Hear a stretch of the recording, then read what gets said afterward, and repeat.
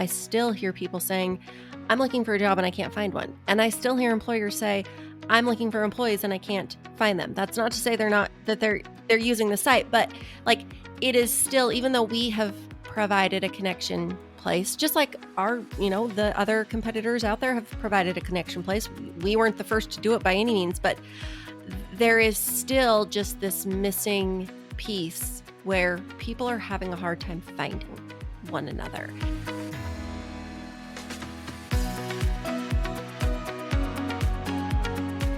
Welcome to the Cultivating Leaders Podcast, where we get inside the minds of leaders to harvest great ideas and lessons that help you grow as a difference maker in food and agriculture.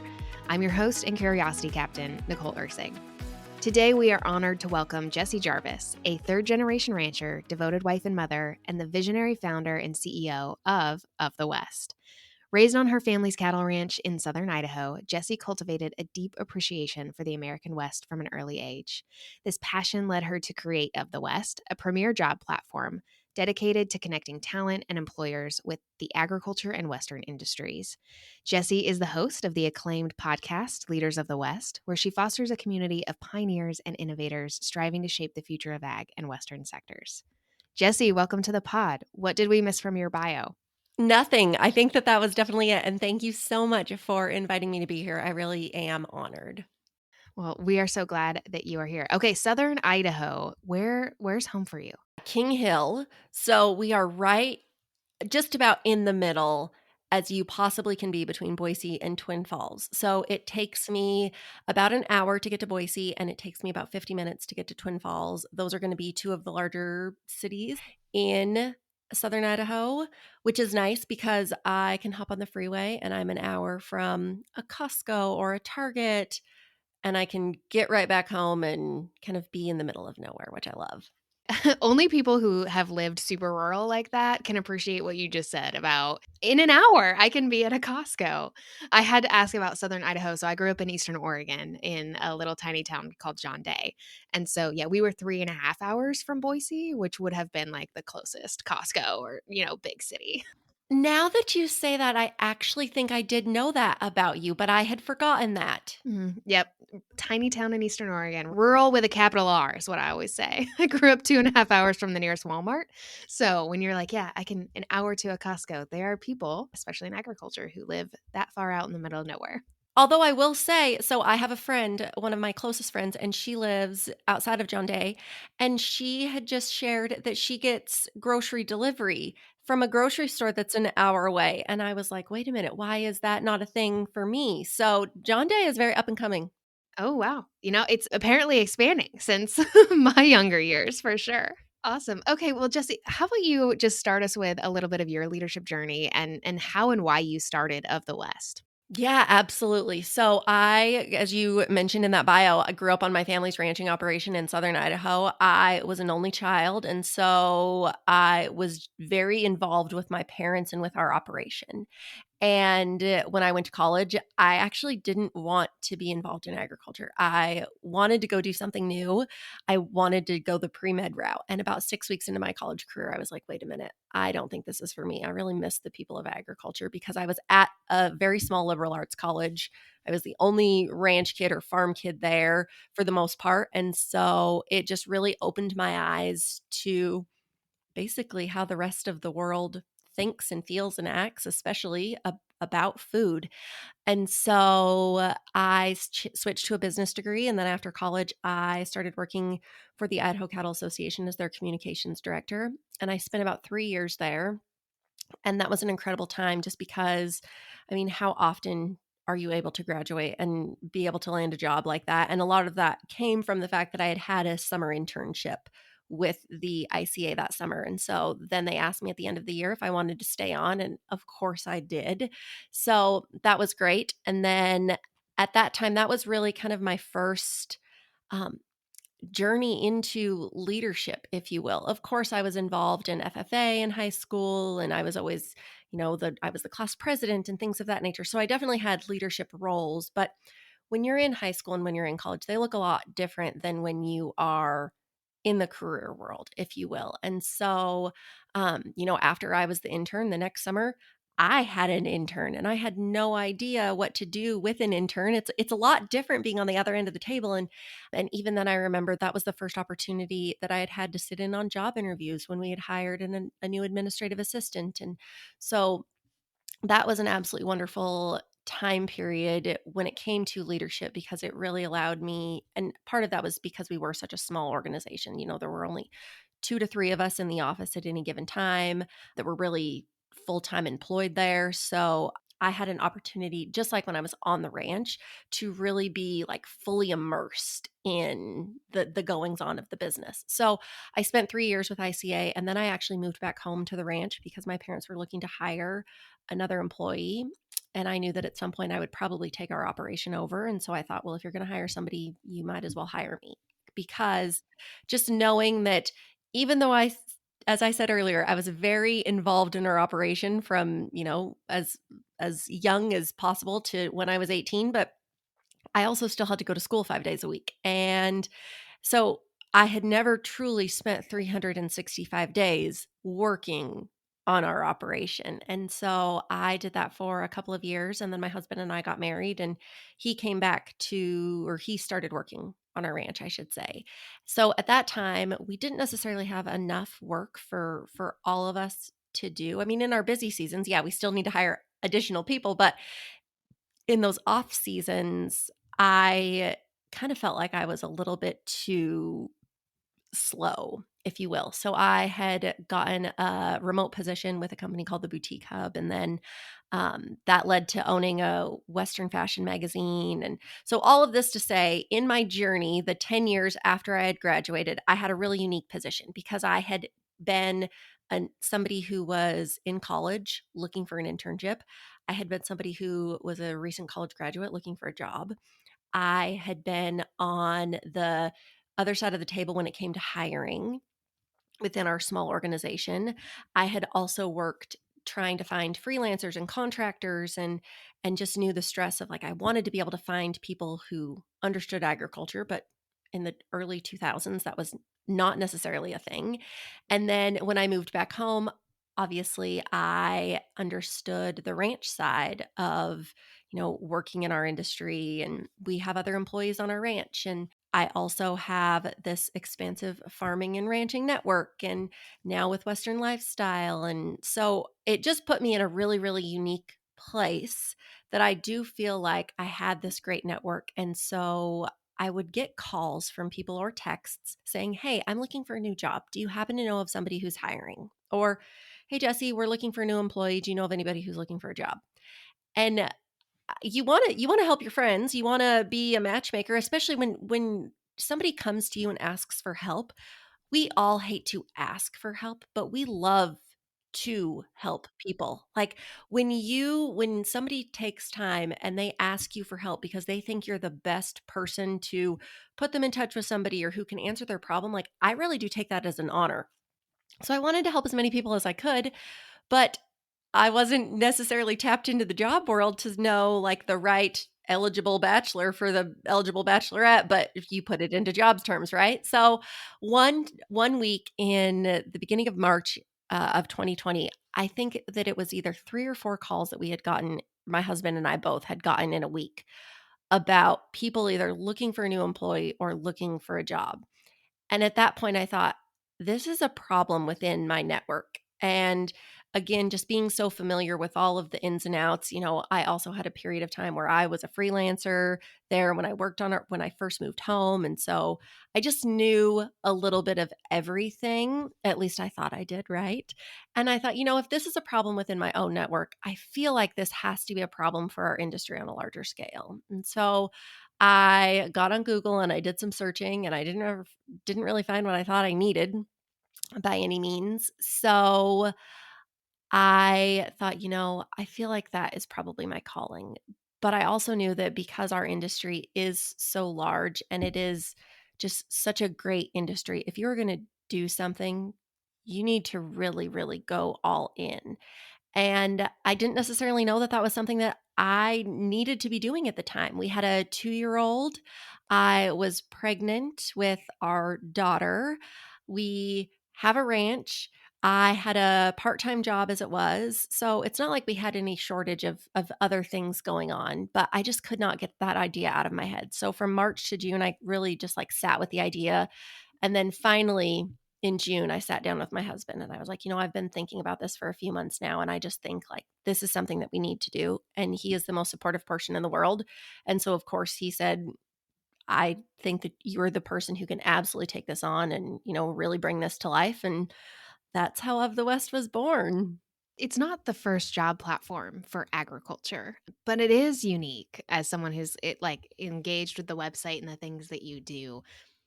How did it feel knowing that, like, okay, there's other people out here trying to solve this problem, but I think they're missing this piece, or even I'm going to say be so bold as I think I can do it better.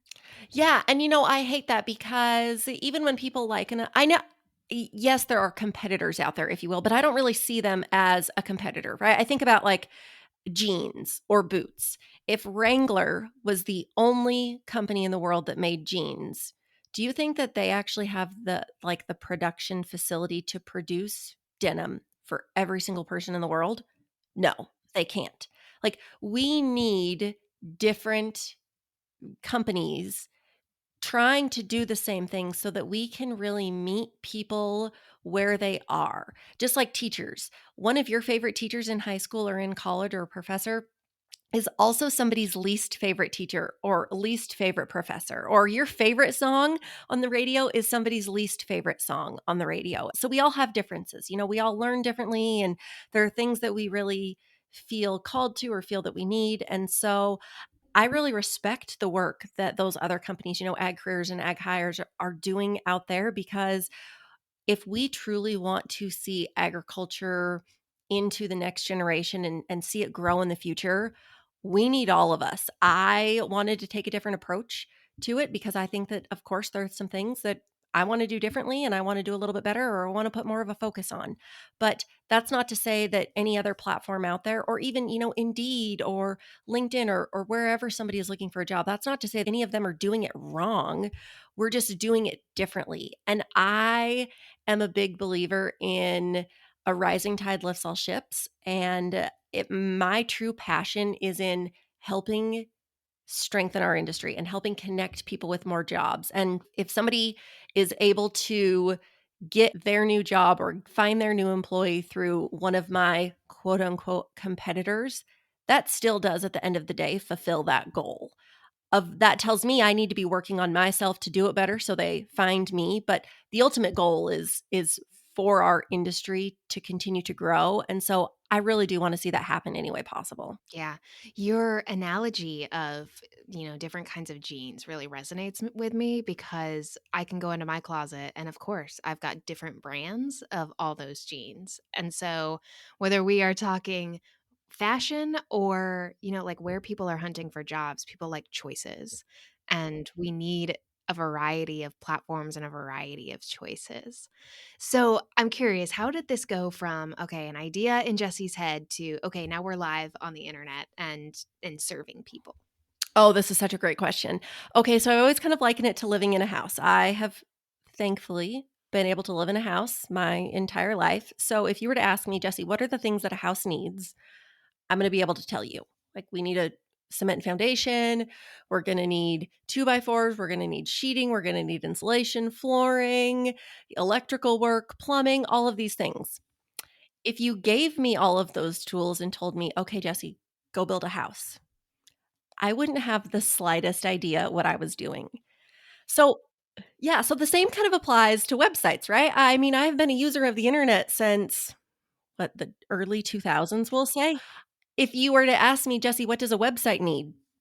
I'm going to be able to tell you all of the things that a website is going to need and how, we're going to need to have this great user experience and, as fewest clicks as possible. And we're going to need a great checkout page and we're really going to need to convert all these people. But okay, how are we going to do it? That's where you lost me. Like, I am not a technical person by nature, but I am so incredibly grateful and thankful for people who are. So I have a great connection who is a master at web development and designing, and she is a true problem solver. We were just talking a couple of weeks ago, and about problems and how problems kind of stress me out a little bit depending on the season. And she was like, Jessie, I just love to solve problems. Like that is where I get my joy. So there is no problem when you come to me with a problem, like I love to solve it. This woman is also our web developer. And so I came to her and I asked her, I said, this is the thing that I'm thinking of. Is this even possible? Is this even doable? Like, is the reason that these are large companies behind these job platforms, is it because it's going to, take a lot of capital? And she said, no, Jessie, like this is easy. I don't really know that easy is the right word, but she is that great problem solver. And so she, over the next 6 months from June to December, built the jobs platform from scratch. At the time, we were using WordPress. And so we had a variety of different plugins. And those worked absolutely great for that first iteration of the site. So like I said, we started working in June, we worked through December, and then we turned the site on January 1st, 2021. And what was really unique about that first year is the site was free for everybody to use. So if you were an employer posting a position, it was free to post your position. It was obviously free to go apply for jobs. It was free to use what at that time we called the trades side of the site, which is now referred to as the directory, but everything was free. And the reason that we did that is because I just know how important trust is in our industry. And if you want employers to come post a job on your site, what do you have to have? You have to have their trust. Yes. And you have to have job seekers. Oh, yeah, absolutely. Well, how are you going to get job seekers? You have to have jobs on the site to have job seekers. Mhm. So It's like a here chicken or you the egg are. kind of thing. Yeah, exactly. It totally is. Like we have to have both. And they're two very different audiences. How we market to them, back then and even today is very, very different. And so you have to have both of those. Well, you're right. Like the chicken or the egg, which one are you going to have first? And so that was what we did as far as our investment into bringing in that traffic, was that anybody could use the site for free so that we could really build trust and build that audience and that network to then where we could make it into obviously a revenue generating system. What was that like as an entrepreneur? Okay, you're turning on a new idea, you're funding it yourself, and tell me about the like business mindset behind that of maybe not sure if this is going to work, and also I'm going to fund it for myself for a year. Yeah, and we have been self-funded the entire time. I had thankfully been able to sell the magazine that I was a co-owner of, and so that was kind of the seed money that I used to start Of the West.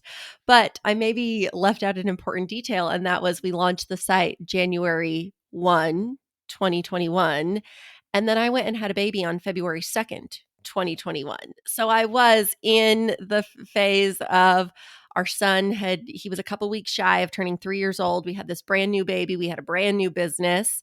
And I knew that I couldn't do it all because I still had that part-time job. I didn't necessarily go all in. Obviously, Of the West was not making any money at the time. So I still had to have some kind of consistent revenue stream.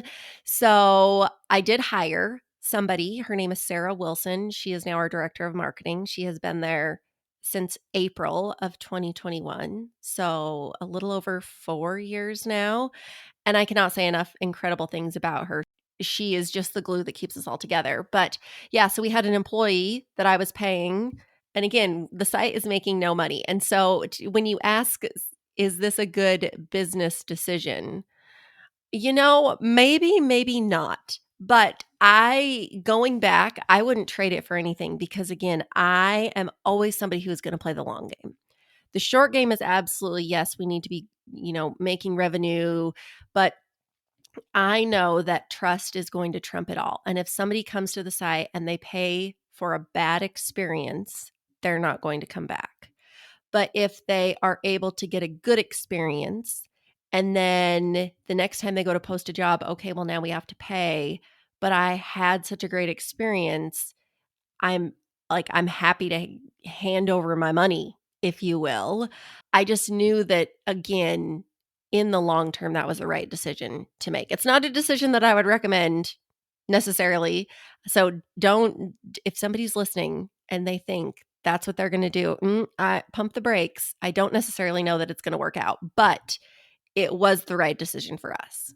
What were some of the like early challenges that you encountered and how did you push through those? I mean, other than like you've got two tiny humans that you're trying to be a mom to and everything else going on in your life. Yeah, I heard Kevin Costner say, if you build it, they will come. And while he may be good looking, he absolutely lied. It is not an if you build it, they will come, because I totally thought that we were just going to flip on the switch or, make the URL live on January 1. And we were just going to have throngs of people lining up to post their jobs and to get on our email list. And it was going to be easy because, again, it was stemming from a need that my own network had. And I knew that usually if you're having a problem, somebody else is having a problem too. So I knew that it was a larger problem than, again, just for my network, but that was not the case. And so, I mean, maybe I was naive, right? But I think that we all kind of do with our projects or, goals or businesses. If you build it, they will come. Like, oh, if this is a need for me, somebody else is going to find this. No, that's not how it works. We had to market our tails off. And while I do have always had a career in marketing and communications, that wasn't necessarily something that I was thinking of at the time. I just thought, well, this is a good idea. Everybody's going to see the value in this and, they're going to go tell their friends about it. No, that's not how that goes. So that was definitely the biggest lesson and biggest eye-opening one. Again, so memorable because it was so early on in our career, but just the importance of continuing to truly market and do that in such a very good way.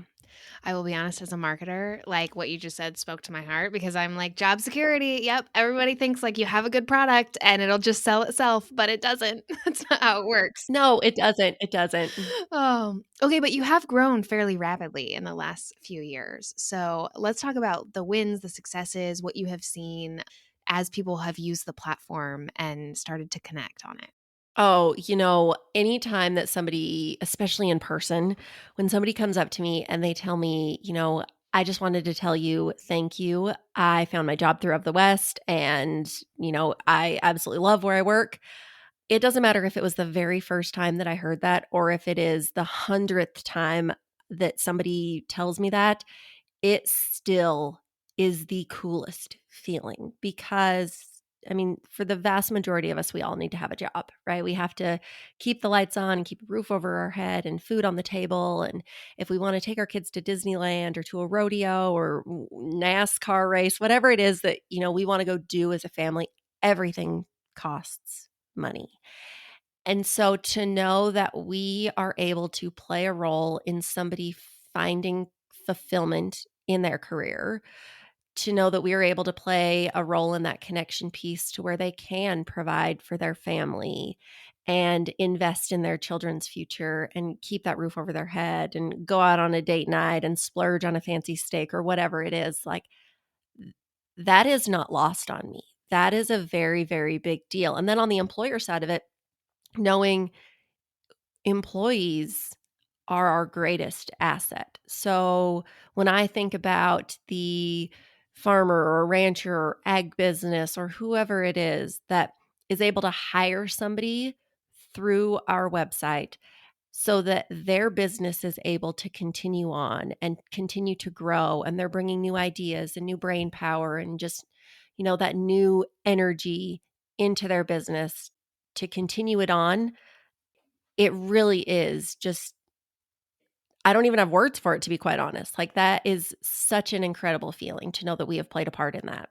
It is so incredible to hear you say that because I think so often in business we get stuck with just like what's the product that we provide and not the people that we serve. And it's so clear that you, one, had a good idea, right? But that you're driven by this vision of helping and connecting people and how that really comes back and gives value to them and value to the industry. It makes me like fall in love with Of the West even more, I'll be honest.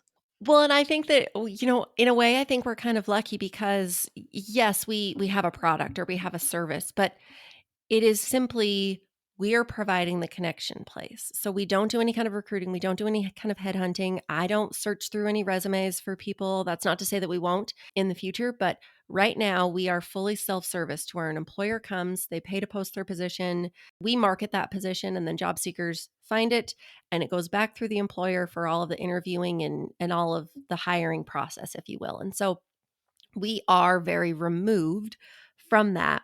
So I think that I do still get to see it through, like from the beginning to the end. I do get to skip out on the messy middle, if you will. Sounds like you've set this up perfectly for you. Yeah.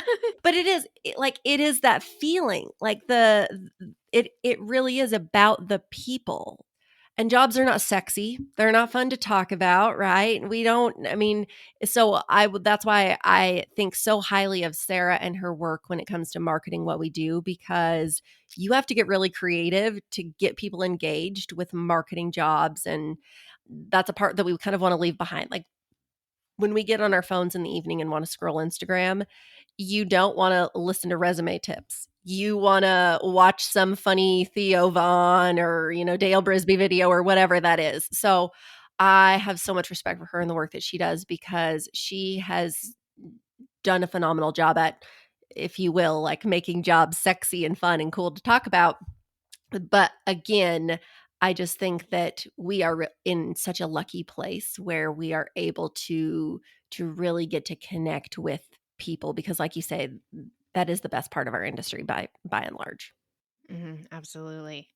Okay, so working in the agriculture labor space, you're the connector of people. I mean, this is the area that you work in. So if you had to describe the current ag job market today, let's start in one word, but I'll let you expand on it. What would it be?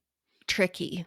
That's not really the word that I was initially one word. That's so difficult. But yeah, I think it's tricky because, and I'm sure you guys can say the same thing. We even to this day, with Of the West being around for almost 5 years now, I still hear people saying, "I'm looking for a job and I can't find one." And I still hear employers say, "I'm looking for employees and I can't find them." That's not to say they're using the site, but like it is still, even though we have provided a connection place, just like the other competitors out there have provided a connection place. We weren't the first to do it by any means, but there is still just this missing piece where people are having a hard time finding one another. And it's not to say, just like you said, it's not enough to find somebody. You have to find the right someone. You have to find the right candidate. You have to find the right employer for you, because again, going back to what we talked about earlier with genes, right? Like we all have different things that we like and don't like in ways that we feel fulfilled, and leadership styles that we work well with and that we don't work well with. And so I think that is definitely tricky in itself. I also think one of the things is there are a lot of jobs in agriculture, but the number of people involved in agriculture has been declining since the 1980s. And so it, it is just a very tricky dynamic to be part of this industry that is somehow growing, but somehow shrinking. There are the right candidates out there looking for a job. There's the right employers, but they can't really connect. And so I think that I do see it as a true opportunity, and it's not something that like disappoints me. I see it as something that I am excited by. Like that tells me there is more work for us to do. That tells me that there is, if job security for us in a way, because we can make that process even better for everybody who is involved. That's such a great outlook to have on it because, yes, we hear the same things from, like, I know students right now who are struggling to find their internship, their first job. And on the same point, we have partners that are like, where is the good talent hiding? Or can you get more students through AFA? And so to look at it as like, hey, that means we still have work to do. That's just a fun way to look at it versus, yeah, it's a problem to solve, but the people are out there. It's just finding and connecting them. Oh, absolutely. I could not agree more. What are trends that you are seeing right now in the ag job market? I will say I don't necessarily know that the ag job market is necessarily that different from the job market as a whole. One thing that I think is really interesting, though, is when it comes to our parents' generation, it is not uncommon to hear about somebody who has been at a company their entire career. Like 20 years, 25 years, 30 years. My mother-in-law has worked in the very same office since she was 20 years old. So for 30, longer than my husband has been alive. So for more than 35 years, she has worked in the same office. That is not something that you hear about very often. And maybe even I'm not as well connected on the mainstream job side of things. I think it is probably just as common in the real world. I do think people in relationships in agriculture, it is there's probably a higher percentage of people who, again, are our parents' age who have been in those careers their entire life. And what I think about when it comes to people who are my age, so in their mid-30s, that is not the case. I actually don't necessarily know of anybody who is in the same job now that they got when they first graduated. It seems much more common to stay at a place for 2 to 4 years and then go find something new. And I think that's done for 2 reasons. One, I think that people need variety. And so they want something different. They want to be challenged in a new way. They want to, go put their impact on somebody else and make a positive impact in a different way. I think another reason though is because, and studies and data show that you have a higher chance of getting a better salary or a stronger offer when you change jobs versus getting a raise. And at the end of the day, when we go back to this idea that jobs are how we keep a roof over our head and food on the table and we do need money to survive, I think about how much talent is lost in a company because they are unwilling to give a raise. But if somebody new is coming into that company, are you going to start them at a higher salary than you would have started that great person who you've already trained and invested in? I think about we all know this when it comes to your cell phone provider, or do people still use Dish or DirecTV? Yeah, but like if you're a new customer, you get a great deal. If you're an old customer, what kind of a great deal are they giving for you? I mean, I've been with Verizon now for 20 years. I don't get a, "Hey, you're a loyal 20-year customer. You should get a better deal than the customer we just acquired yesterday." So, there's a lot to say about the job market in that same breadth, but I think that that's something that is really interesting when it comes to trends in the job market, and I think, maybe for anybody who's listening is kind of consider when that time comes, how can I invest in my people so that they stick around, so that they can continue to invest in me and my business, because it is extremely expensive to have to go acquire a new employee. I think too, it maybe changes the way we begin to think about talent development as well, because it's not to say that people aren't going to stay. There are people that stay in certain roles for extended periods of time, and there is some longevity, but also people are going to switch roles. I think if we think of like millennials, Gen Z, they're going to move, and people move for different reasons. But it makes me wonder if, as an industry, we need to approach talent development more holistically. Like knowing that like this is a group project because the talent pool for agriculture is small, and I may only get you for a short period of time and then you're going to go somewhere else, or I'm going to get someone else from like if we're more collaborative and working together on talent development, knowing that a student who's maybe in college today could move through, gosh, even 5 to up to 10 different type of organizations throughout their career versus sticking with one the whole time. So talent development maybe isn't just the I don't want to say it isn't just your responsibility anymore, but it is really more holistic from a business standpoint and an industry standpoint.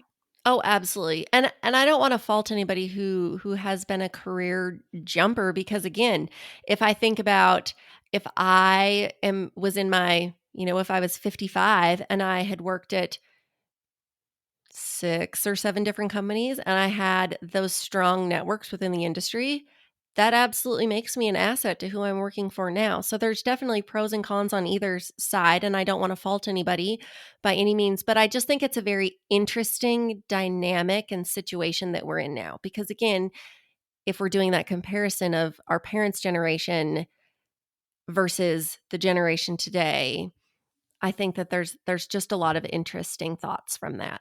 Yeah, yeah. The just dynamics around the way we manage careers looks different. Even I think the breaks that people sometimes take from it, or the changes that people make in their career. Like you may start in doing one thing and end up doing something completely different, or even your own journey, right? Like where you started in a typical like association type of job, which I think is, when you're an ag comm student, which like I was, that's kind of like, hey, that's the path that I want to take. You discover that there's more out there, and now you're an entrepreneur. Oh, absolutely. And I know I'm going to kind of go off course here, but I think that you bring up such an important thing. And anytime I get to talk to students specifically, I always tell them this. And I know that not everybody who's listening to this is a student by any means, but I know that there's a couple of them out there. So when I first started working for the Idaho Cattle Association, I was their communications director. And one of my roles was producing our monthly magazine that went out to all of our members called The Line Rider. I always had been a great writer. That is just like a natural born talent of mine. But I had no experience with magazines whatsoever. Again, aside from the fact that I loved reading them, like anytime I was going to go into a bookstore or a gas station, I was going to come out with a magazine. I've loved magazines my entire life, and I had this ability to write. But other than that, I knew nothing. So I was thrown into this role. And then after I left, that is what got me hired for my next position. So I'd actually there was I think it was a marketing coordinator position that I had applied for at the Boutique Hub. And I didn't get the job. It came down to me and somebody else. And the other person who was hired, she actually had experience in the retail industry.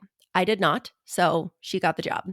A couple of weeks later, I got a call from the owner, who is one of my best friends. And so I always give her heck about this every time.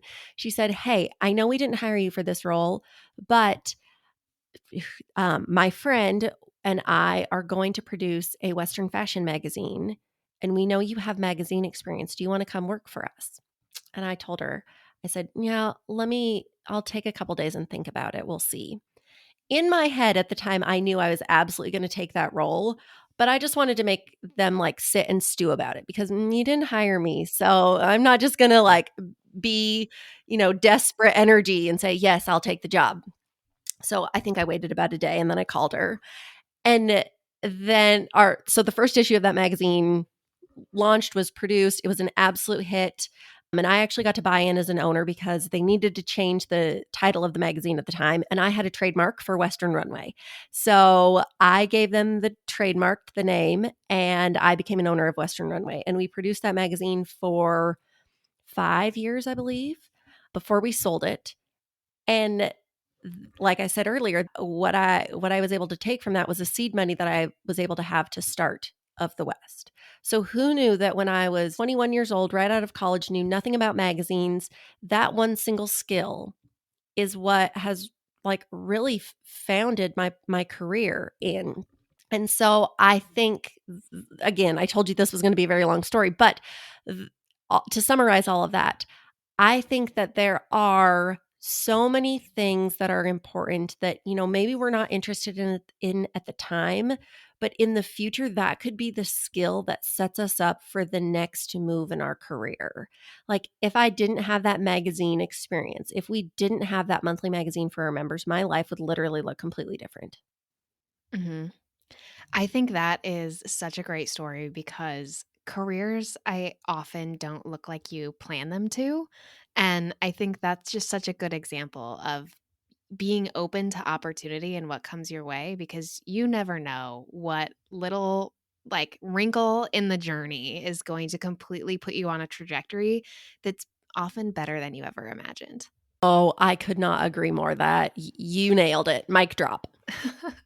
Okay, well, we should probably move into the rapid fire segment of this podcast. I'm ready. So try to answer these as quick as you can. So, Jessie, if you had 10 times the resources you have today, tomorrow, what would you build next? Okay, well, we're building Schools of the West. It is a platform where you can go connect with ag schools and ag trades. Yes, it is coming. It was supposed to be coming spring. We had to rearrange some things. It will be coming this fall, but I would put all of our resources into Schools of the West. Okay. Savannah is going to butcher me because I always do this on our rapid fire segments. And I'm like, we're going to be quick, but I have a follow up question. Okay. Tell me more about what that looks like and what inspired it, because I'm super intrigued of Schools of the West. Yeah, so it's going to look just like our current freelance directory does. So what that is we're a place where you can go connect with freelancers and contractors, and they all have their individual profiles. So Schools of the West is going to look just like that. It is going to have anything in the industry from, 2-year community college, a 4-year university, master's programs, graduate degrees, doctoral programs. Again, all focused in agriculture. And then it's also going to have trades as well. So if you want to go be an auctioneer, you're going to be able to type in auctioneer and find any auctioneer school in the United States where you can go pursue that trade. Same with equine dentistry, same with equine chiropractic, same with welding, or anything within our industry where you need to have a certification or formal, for lack of a better word, training. You are going to be able to find that through Schools of the West. Oh, the other thing that I'm really excited about is you're also going to be able to sort by industry specific things. So if you know that you want to go pursue a business degree and you also want to be on a meat judging team, you're going to be able to filter by business degree and meat judging team. And then all of the schools that are members of the directory that have a meat judging team where you can go get a business degree are going to come up. So it's just going to be a much easier and better and more efficient way to connect schools and students or even career changers, because we know there are plenty of people will use the healthcare industry for an example. They've been in the healthcare industry for the last 10 years. They don't want to be involved anymore. So they want to go find something new. Do they need to go back to school? Do they just need some kind of a trade or training or certification? So we're going to be able to serve that group of people as well. So incredible. Oh, that makes me excited for you. I think that's going to serve so many young people, and people in general, in such great ways. Back to rapid fire. Okay, back to your rapid fire round. Sorry we butchered that. I always tell my team I'm queen of rabbit holes. So there was an example. Savannah's nodding. Okay, Jessie, what's a common misconception about entrepreneurship? Well, the first one that comes to mind is that it's easy. I think people think that, oh, it's easy. You can set your own schedule. And if you don't want to work today, you don't have to. But that's not the case. Mm-hmm. Yep. What's one thing you are still working on as a leader? I'm thinking about this. There's a lot. Being involved without being involved. So again, I know this is a rapid fire. I got to be quick, but I trust our team to do everything that I ask of them, obviously. But then I still find myself getting involved. And so I think I'm finding the balance of, and not necessarily micromanaging, but like, oh, we could do this or we could do this. And no, I let them run with it. We hired them for a reason. They are absolutely talented. Go let them do their jobs. Yep. I think you described a struggle so many leaders have, not just you, especially entrepreneurs, because this is your baby. Okay, so what is one piece of advice from your podcast guest? For anyone who's listening, she has a wonderful podcast and gets to interview all kinds of great leaders in agriculture as well. So if you like this podcast, you'll probably like Jessie's too. What's one piece of advice from your podcast, the guests that you've had, that you still think about? Oh, there are two of them. The first is from Carly Peterson, and she said, no stands for new options. I had never heard that before. And my face literally looked like yours right now, because that was when she said that, I had never heard it. And I think it's probably a pretty common quote. But again, no stands for new options. I lost my mind when she said that, because I was like, oh my gosh, that is the best one. The next one came from Haley Kinsel. And we were talking about, in her relationship with God, we often ask things like, if the same thing keeps happening to us, we can find ourselves asking like, God, haven't I learned this lesson before? Like, why do I have to continue to learn this lesson? I feel like I've got it down. And she said that she has realized it is not the lesson, it's how she responds to the lesson. Like, did I respond or react better this time than I did last time. And there are some specific things in life where I feel like I am just constantly learning the same lesson. And I don't want to be learning that lesson anymore, Jesus, if you're listening. But I now reframe it as, did I do a better job? Again, like reacting or responding this time than I did last time. Because really, like, that is the reason I'm learning the lesson. I need to grow as a person. And so that has just been transformational for me for sure. Yeah, both of those are wonderful. Ones that I'm now going to do some noodling on myself. Great.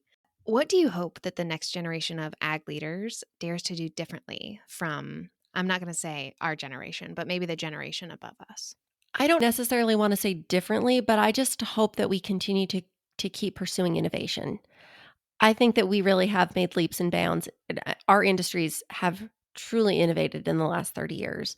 And I just want to continue to keep that going, because that is really what is going to move agriculture forward in the future. Yeah. Okay, moving out of rapid fire, but I want to build off of what you just said. I think there is so much innovation in technology and growth in agriculture, but the thing that makes agriculture, in my mind, often so special is the tradition. And especially if you think about Western culture and there is obviously nostalgia and there's pop culture pieces of that, but there is also true like Western tradition culture things that I think um, are a special piece of agriculture to keep around. So, how do you think we balance that in the future of maintaining this like Western heritage, but also with the innovation that we need to solve tomorrow's problems? Okay, Nicole, you must live in my mind, because this is literally something I ask myself all the time. How are we able to really like preserve the past without staying in the past, and how we can move forward and like the best of both worlds, if you will. And cuz I think about how much of our industry has changed, and right, like GPS and tractors, and how much more efficient that makes us, and hydraulic squeeze chutes, and all of that. But then I think about branding.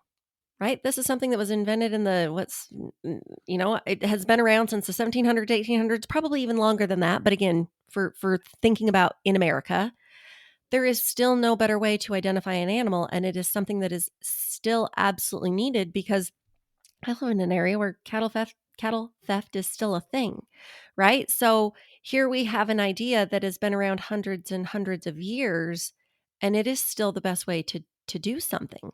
So I think about just that balance of, what are things that we absolutely need to be innovating on, and what are things that, again, like you said, with culture and heritage, how do we protect and preserve that? Because sometimes you're right, sometimes the way that dad and grandpa did it is still the right way. Mhm. No, it is for sure.